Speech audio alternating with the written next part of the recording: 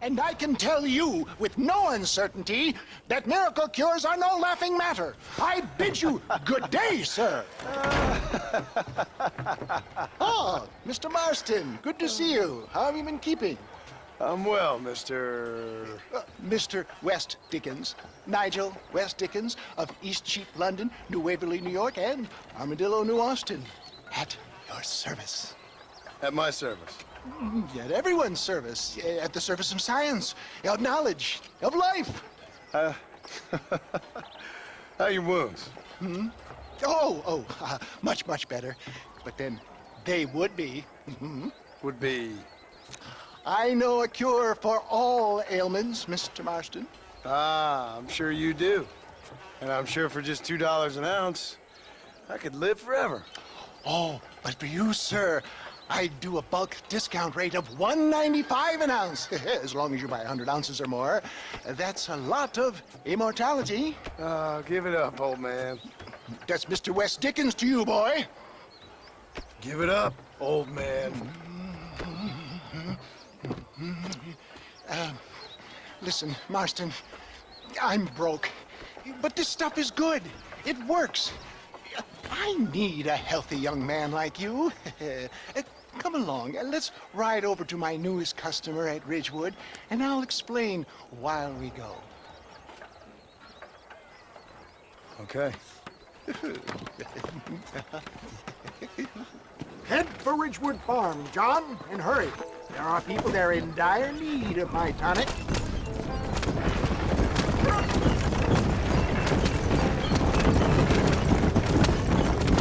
I heard about you, Mr. West Dickens. And I about you, John Marston. Hoodwinking the weak, gullible out of their hard-earned money. My dear boy, it is you who is gullible, if I may be so bold, for heeding such ill-informed scuttle. You're as full of wind as a horse with the colic. I have been blessed with the gift of language, and for that I will not apologize. But the West Dickens elixirs speak for themselves.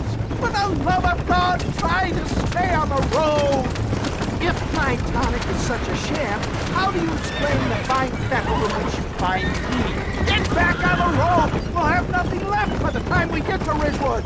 Last time you saw me, I was knocking at death's door. You should thank the doctor for that. I reckon you were acting it up worse than it was. Act I can, John. A more convincing fellow there has never been. And so shall you. Ere Iago or Cassio make. Stay on the road! We're going to destroy the merchandise! I don't like the sound of this. Showmanship, John. The flourish. The bow.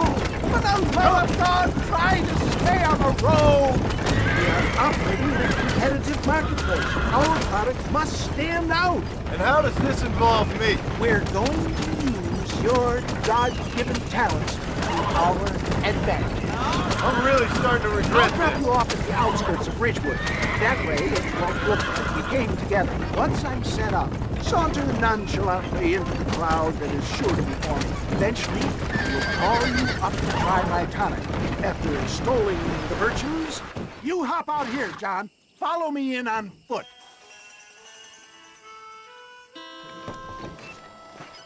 I'll see you there. Be ready to enchant the crowd.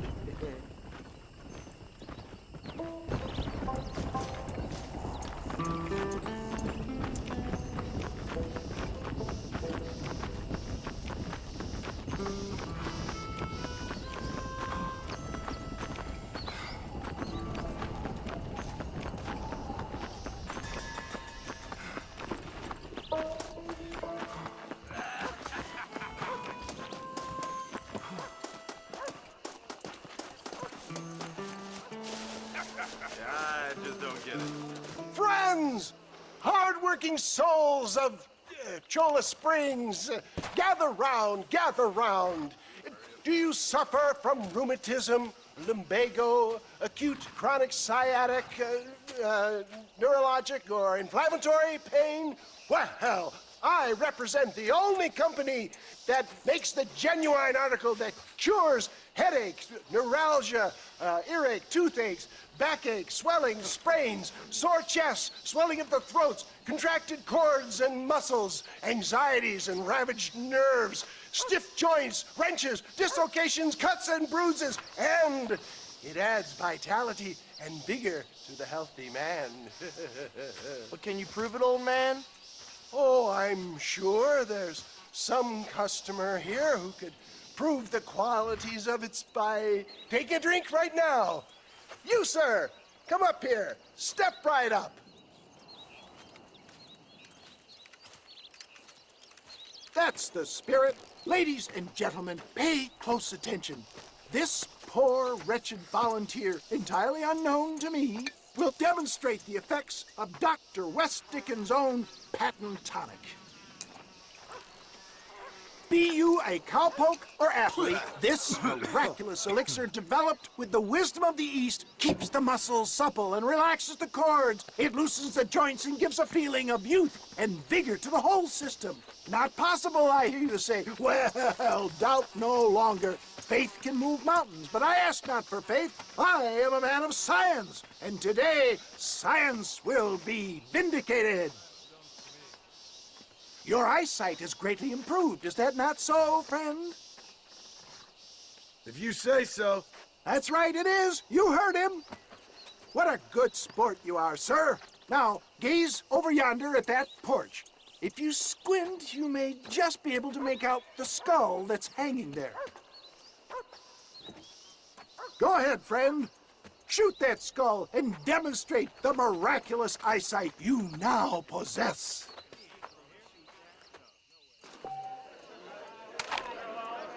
Remarkable! The eyesight of an eagle, granted by imbibing Dr. West Dickens' own patent tonic.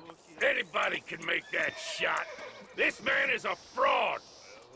If your eye's so damn sharp, why don't you try shooting my hat out of the air? My friends, our test case has been challenged to shoot a gentleman's hat out of the sky above our heads. You can fool these people, but you ain't fooling me.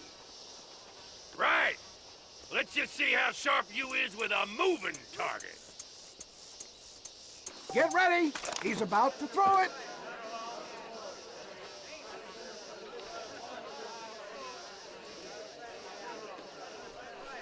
You ready to get embarrassed? Have you ever seen such an eye? Behold the power of the elixir plucked out of the sky. Hey! Hey! What? You think you can put a hole in a man's hat and just walk away, do you? Hey, it don't work like that around here, mister. Come on! Are you a man or not? A challenge of battle has been offered to our volunteer. Prepare for a display of Herculean brawn. You shouldn't have done that.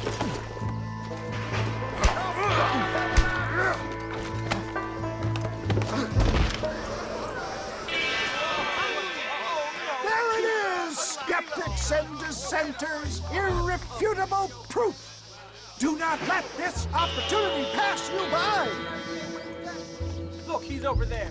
Go get him. This ends now. Watch out, he's got a gun. Who the hell do you think you are? You ain't leaving here alive.